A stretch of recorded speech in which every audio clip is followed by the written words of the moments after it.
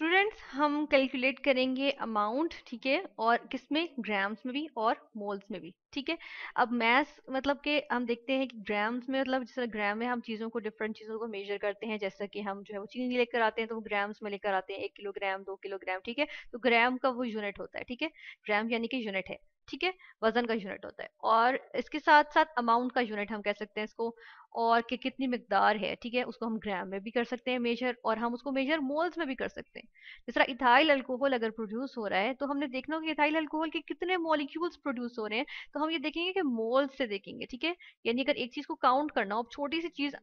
Atom, ठीक है ना, अब इतना सा अगर मैं डॉट भी लगाती हूँ तो उसके अंदर बेशुमार एटम्स हैं, यानी कि इसके अंदर millions and trillions of atoms होते हैं, ठीक है ना। तो हम ये कहते हैं कि मोल्स हमें, हम तो फिर हम इसको किस रिस्पेक्ट से हम काउंट करते हैं इनमें एटम्स, मोल्स के रिस्पेक्ट से, ठीक है। तो हम देख लेते हैं अब कि फर्मेंटेशन हुई ग्लूकोज की। अब फर्मेंटेशन क्या है, फर्मेंटेशन है कि जो मेरे पास ग्लूकोज था, ऑक्सीजन की एब्सेंस में इसकी ब्रेकडाउन हुई, ठीक है, और ब्रेकडाउन हुई तो उसकी प्रेजेंस, उसकी रिजल्ट में क्या चीज बनी है, इथाइल अल्कोहल। इथाइल अल्कोहल बन गया, ठीक है। अल्कोहल का ओ थोड़ा सा बड़ा कर लेते हैं, इथाइल अल्कोहल बन गया। और ये क्या था मेरे पास, ये था मेरे पास ग्लूकोज, ठीक है। ग्लूकोज से क्या बन गया, इथाइल अल्कोहल। और ये किसमें, किसकी क्या ये प्रोसीजर क्या कहलाएगा, ये प्रोसेस है कहलाता है फर्मेंटेशन, ठीक है, यानी ऑक्सीजन की एब्सेंस में जो हुआ इस वजह से। फिर हम ये देख लेते हैं कि अब हमें इस प्रॉब्लम स्टेटमेंट में क्या कहा जा रहा है कि इथाइल अल्कोहल जो प्रिपेयर हुआ है वो अमाउंट कैलकुलेट करें ग्राम्स में भी और मोल्स में भी, ठीक है।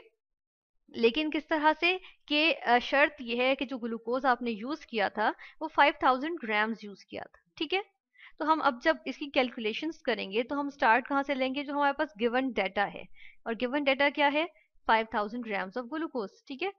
लेकिन यहाँ पर हम ये भी देखेंगे कि कुछ चीजें ऐसी होती हैं जो हमें गिवन नहीं होती, लेकिन हमें जो है वो मालूम होती हैं। जिस तरह से यहाँ पर हम सबसे पहले कैलकुलेट कर लेंगे, हम फौरन से जो है वो कैलकुलेट कर लेंगे क्या क्या चीजें। एक तो हम ग्लूकोज का, हम इसका मोलर मैस फाइंड करेंगे। अब मोलर मैस क्या होता है, मोलर मैस होता है यानी कि मोल्स में, एक मोल में कितने ग्राम्स इसका होते हैं, ठीक है, कितनी अमाउंट होती है एक मोल में, ठीक है।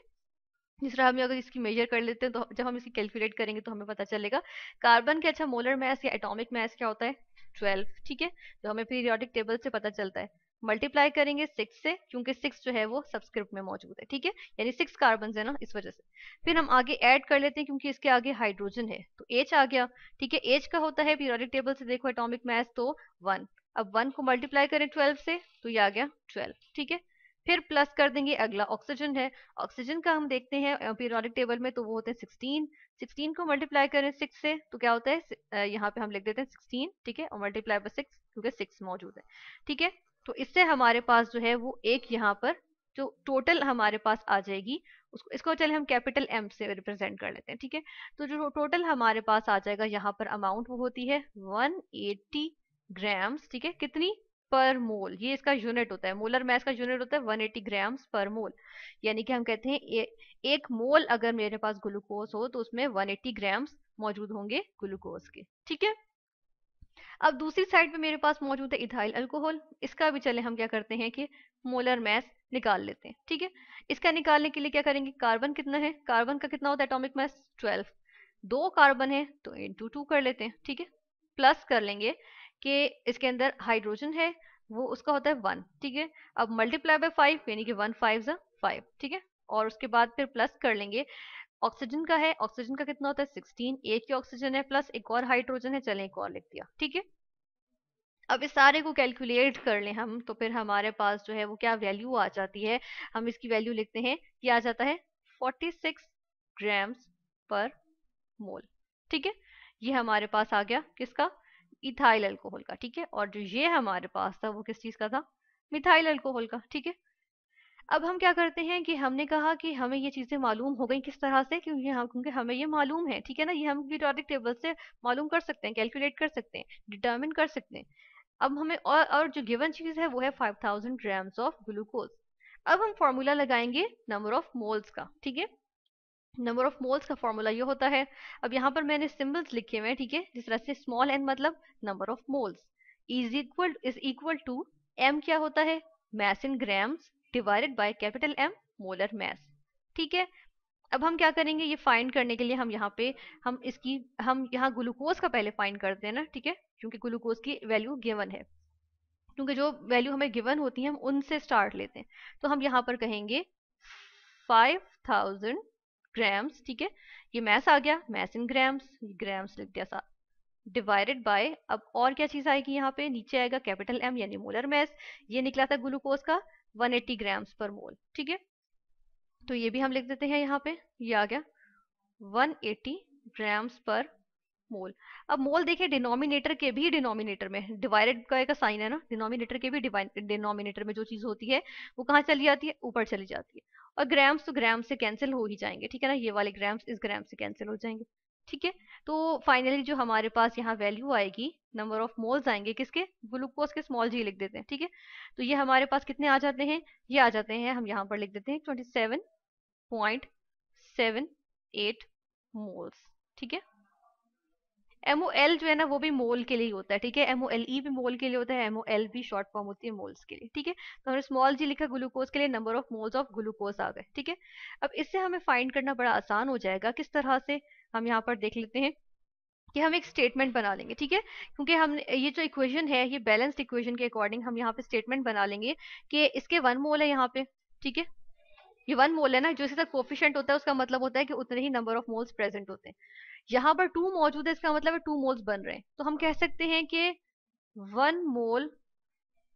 ऑफ क्या चीज, ग्लूकोज, ठीक है, क्या करते हैं उससे क्या चीज बन रही है, 2 moles of ethyl alcohol, of ethyl alcohol, ठीक है, 2 मोल्स ऑफ इथाइल अल्कोहल बन रहे हैं। तो हम ये तो हमने इससे देख लिया, ठीक है। फिर हमारे पास तो एक्चुअली जो गिवन डाटा था यानी 500 ग्राम्स, उससे तो हमारे पास 27.78 मोल्स आए थे ग्लूकोज के, तो हम यहाँ पर ये लिखेंगे कि 27.78, ठीक है, मोल्स, यहाँ पे अब हम क्या लिखेंगे, मोल्स ऑफ ग्लूकोज, ठीक है, of glucose is equal to, ये सारा कुछ हम यहाँ से जो है वो कॉपी कर लेते हैं, ठीक है, ये आ गया ऑफ ग्लूकोज, ठीक है, इज इक्वल टू, अब यहाँ पे 27.78 लगाया है ना, तो इसका मतलब है कि यहाँ पर भी लगाना पड़ेगा, मतलब 2 के साथ भी इज इक्वल टू के साइन के दोनों तरफ एक चीज मल्टीप्लाई करते हैं तो हमें इज इक्वल टू का साइन मेंटेन रहता है ना, ठीक है, तो यहाँ पर लगाया, ठीक है, ये, और हमारे पास आए मोल्स किस चीज के, इथाइल अल्कोहल के, ठीक है, यहाँ पर हम लिख देते हैं इथाइल अल्कोहल, कॉपी कर देते हैं, पेस्ट कर देते हैं यहाँ पे, इसको यहाँ हम नीचे लिख लेते हैं, ठीक है, ये आ गया हमारे पास। अब हम यहाँ पे इसको कैलकुलेट कर लेते हैं, ये 2 से इसको मल्टीप्लाई करें तो हमारे पास एक्चुअली आंसर क्या आता है, हमारे पास यहाँ पर आंसर आता है, हम यहाँ पे इज इक्वल टू करके लिखते हैं, ये बन जाता है 55.56 मोल्स, ठीक है, ये आ गए इथाइल अल्कोहल के, ठीक है, ये हमारे पास एक्चुअली प्रोड्यूस हुए हैं, तो हमारे पास एक आंसर तो आ गया, ठीक है ना, यानी कि हमारे पास क्या था, मोल्स कैलकुलेट करने थे, तो चले मोल्स तो हमारे कैलकुलेट हो गए इथाइल अल्कोहल के, जो कि क्या आए हैं 55.56 मोल्स, ठीक है, ये आ गए। फिर हमें और चीज क्या करनी थी, ग्राम्स में जो है वो अमाउंट मेजर करनी थी। अब ग्राम्स में करने के लिए हम फिर से यहाँ पर जो है वो फॉर्मूला ले आएंगे, नंबर ऑफ मोल्स वाला, यही वाला फॉर्मूला, ठीक है, यहाँ पर फिर से ले आए, ठीक है, इससे लेकिन हम कैलकुलेट किस तरह से करेंगे कि हमें तो m चाहिए ना, ये चाहिए, तो इसको एक जगह रख देंगे, ठीक है, और इसको भी दूसरी तरफ ले जाएं तो ये अकेला रह जाएगा, यहाँ इसकी वैल्यू आ जाएगी, यानी कि इसको यहाँ रहने देते हैं और यहाँ से इसको डिनोमिनेटर से जब इक्वल टू के दूसरी साइड पे भेजेंगे तो ये मल्टीप्लाई हो जाएगा, इसका मतलब है इक्वल टू की दूसरी साइड पे जाएगा तो हो जाएगा n क्रॉस m, ठीक है। अब ये mass in grams, small m, n मतलब नंबर ऑफ मोल्स और m मतलब मोलर मैस, तो यहाँ से हम ये निकाल लेंगे, क्योंकि अब हमें नंबर ऑफ मोल्स तो पता है 55.56, ठीक है, 55.56 लिखे हमने मोल्स, ठीक है, MOL लिख रही हूँ मोल के लिए, मल्टीप्लाई कर रहे हैं किस चीज से, हम यहाँ पे मल्टीप्लाई कर रहे हैं मोलर मैस से, जो कि हमने यहाँ पे ये निकाला है, ठीक है, और इसके यूनिट से मैथ लिखेंगे 46 ग्राम्स पर मोल, ठीक है, फिर से मोल और मोल जो है वो क्या आ रहे हैं, न्यूमरेटर और डिनोमिनेटर में कैंसिल हो गए, ठीक है। फाइनली हमारे पास, हम इसको कैलकुलेट करेंगे और जो यहाँ पर अमाउंट लिखेंगे कि कितनी अमाउंट हमारे पास आ गई है ग्राम्स में, जो कि अब क्या आ जाती है, हम यहाँ पर लिख देते हैं, वो होती है 2555.76 ग्राम्स, ठीक है, तो ये मैथ्स जो आया ना, ये हमारे पास अब अमाउंट आ गई है इथाइल अल्कोहल की, किसमें, ग्राम्स में। ठीक है, तो ये हमने फाइंड आउट कर ली किस तरह से, कि हमने जो है वो क्या, हमने जो हमारे पास बैलेंस्ड इक्वेशन थी उससे हमने हासिल कर ली क्या चीज, हमने कैलकुलेट किया अमाउंट ऑफ इथाइल अल्कोहल किस किस में, ग्राम्स में भी और मोल्स में भी।